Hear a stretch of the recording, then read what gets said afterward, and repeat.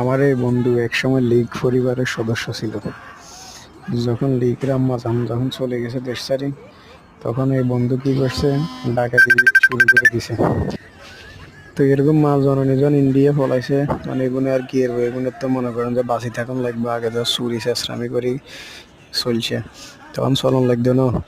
তখন হিয়েলা বলি এবার দিকিরও বিএনপি জামাতের নাম খারাপ করে বললা বলি, মাঠ খারাপ করে বললা বলি, এখন তো আর কিছু করতে পারেন না। তখন আবার ডাকাতির নামি গেছে। রাত্রের বেলা হলে মনে হয় যে রামদা, চাইনিজ কুড়াইল, তারপর যারা ছোটোখাটো গুলিও লইলেও এগুলো এখন ডাকাতি করে। ডাকাতি করে করে মানুষের মনে করেন যে অন্যান্য দলের বদনামি শুরু করে। তো আমার এই সোনা বন্ধুরা যখন ধরছে এলাকার লোকজনে ধরে মধ্যে ডিজে গান লাগাই দিয়ে মনে করেন যে এত রাতে নাচালো আজ তা কি নাচ দেশান, এত নাচ দেখিতে মনে করেন যে অবাক ফলা হয়নি, মনে করেন যে সেই আনন্দ করতেছে। এই হলো যে অবস্থা ঢাকা।